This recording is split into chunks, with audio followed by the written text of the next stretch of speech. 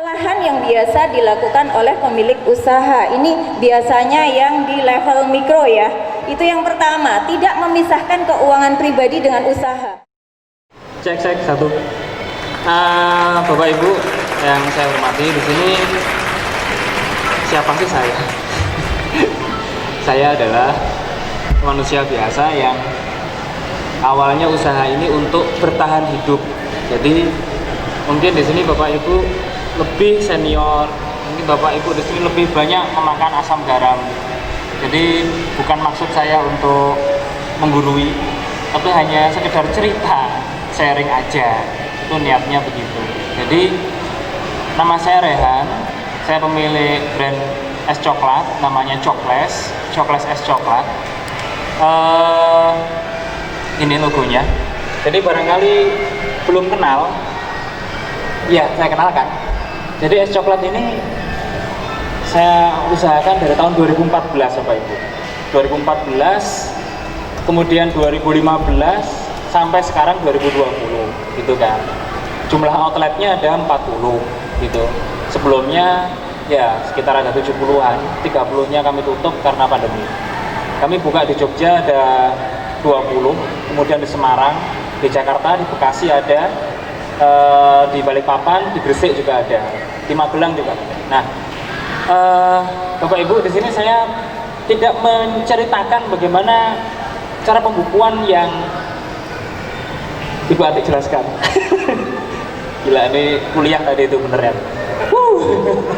Umet, aku ya bingung gitu kan. Aduh, kena semua, pembukuan nggak bener, pengen beli knalpot ya pakai uang produksi gitu kan, kemudian pengen beli misalkan ikan cupang ya pakai uang pulaan gitu kan. Aduh, itu penyakitnya orang UMKM gitu kan. Dapat duit sedikit pengennya beli ini itu gitu kan, uang belum dipisah pengennya beli itu gitu kan, pengen beli sepeda ontel. Aduh ya Allah. Ya udah, jadi kalau menurut saya pembukuan yang benar ini pun saya juga baru saja melakukannya. Jadi saya boleh cerita dong. Baru aja. Jadi Bapak Ibu, ini keramaian Cokles pada saat itu, boleh di back Mas fotonya. Keramaian Cokles pada saat itu, boleh back. Ini nganu slideshow otomatis ya. Oke, sambil cerita. Jadi begitu saya dapat pesanan gitu kan, dapat duitnya, godaan untuk beli barang konsumtif itu gede banget Bapak Ibu gitu kan. Wah, pengen beli ini, pengen beli itu gitu kan. Kalau nggak segera dipisahkan, yang terjadi adalah ketika mau pulaan nggak ada duit, simple, selesai gitu. Nah, piye caranya? Caranya dengan mudah, menurut saya, dan saran yang saya lakukan. Pertama, Bapak Ibu harus punya 3 rekening dari 3 bank yang berbeda. Harus punya 1 internet banking. Jadi punya HP Android masing-masing toh. Nah, di setiap bank itu diakatkan, ini harus disiplin terhadap diri sendiri ya, harus keras terhadap diri sendiri. Misalkan Bank Mandiri itu untuk belanja kulaan, misalkan begitu. Transaksinya untuk belanja kulaan. Bank Mandiri ini untuk misalkan Bapak Ibu butuh beli gula pasir atau beli tepung terigu atau beli telur yang sifatnya untuk usaha misalkan itu.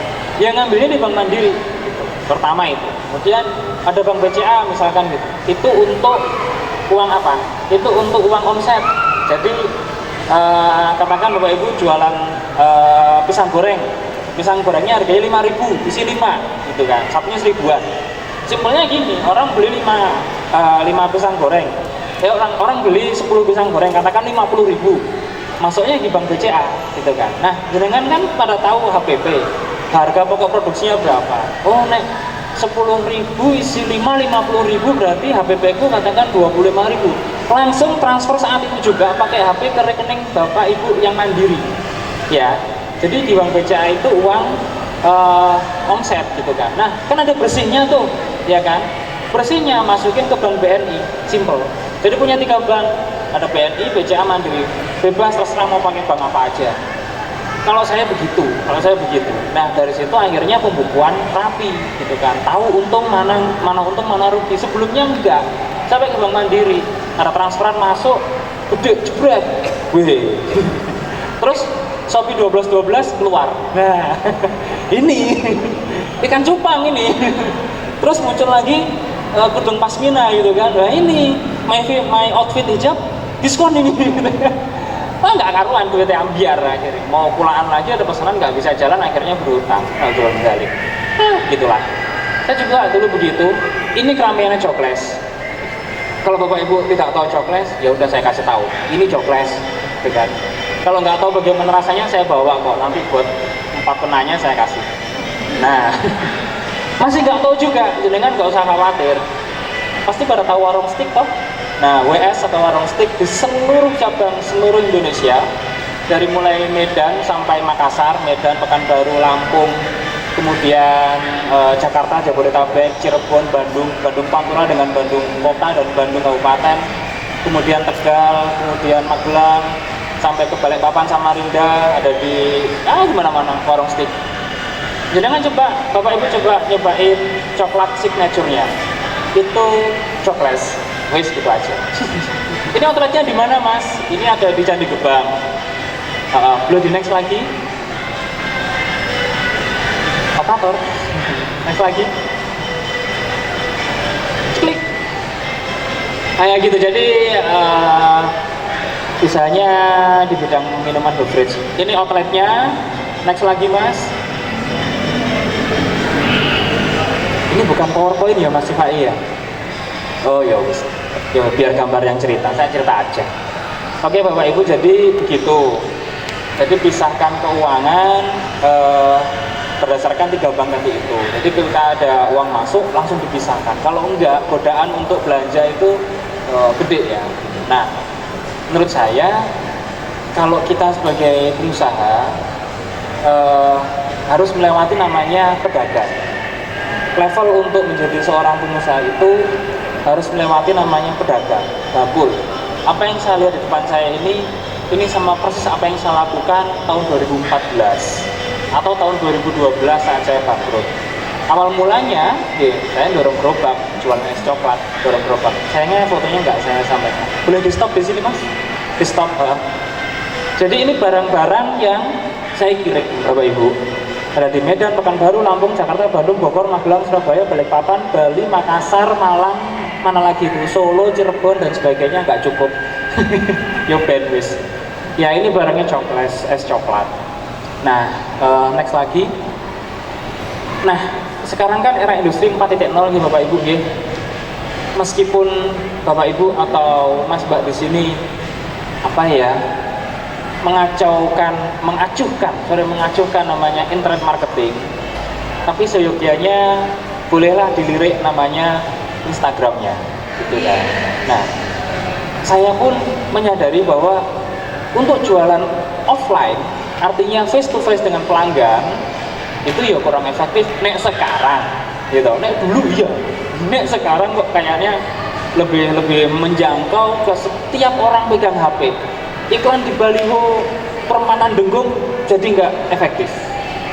Banner gede di perempatan Kentungan jadi nggak efektif. Efektifnya ya di HP itu bawa masing-masing, ada di HP-nya masing-masing di sini. Semua pasti punya smartphone di sini. Nah, anak muda pasar yang sangat potensial, nggak mungkin nggak punya Instagram, Bapak Ibu. Anak muda pasar yang sangat potensial, sangat konsumtif, nggak mikir-mikir nek tuku, gitu. Beda dengan pasar usia 40 tahun ke atas, pasti akan mikir eman dan sebagainya. Kalau anak muda blas-blas, itu sangat menyenangkan sekali. Hidup boros, dengan boros kita semua bisa makan. Ini barangnya, ini coklatnya. Saya suka orang boros daripada orang hemat. Saya pun juga boros.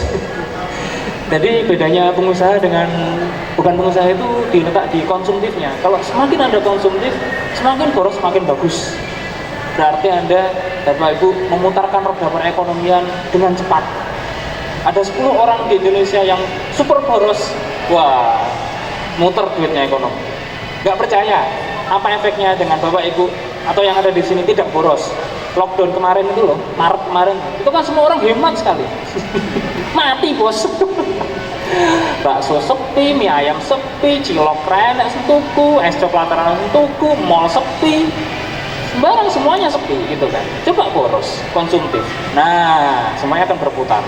Boleh boros, syaratnya satu syaratnya, punya barang yang diborosin orang lain juga.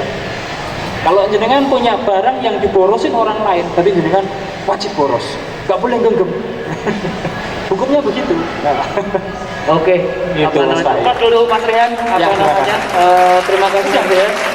Mungkin nanti biar Bapak Ibu sekalian tanya jawab. Oh, baik, Mas. Sehingga efisiensi waktu ini benar-benar beliau sudah mencatat apa-apa yang akan ditanyakan. Ya. Kemudian nanti akan akhirnya endingnya seperti apa yang, mohon maaf, mungkin beliau ini menunggu apa yang disampaikan, apa yang akan ditanyakan ke baik Mas Rian sendiri, kemudian nanti juga Bu Ati dan Mas Doni. Terima kasih banyak Mas Rian Oke, atas saya presentasinya dan penyampaiannya.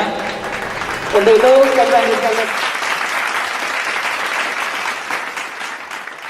Enaknya itu satu bank itu contoh Mandiri lah, sebut saja Mandiri. Mandiri saja itu saya punya sekitar 5 nomor rekening. Nah, itu sebenarnya kalau kita pakai M-Banking itu enak itu. Rekening ini untuk uang masuk, rekening ini untuk uang keluar.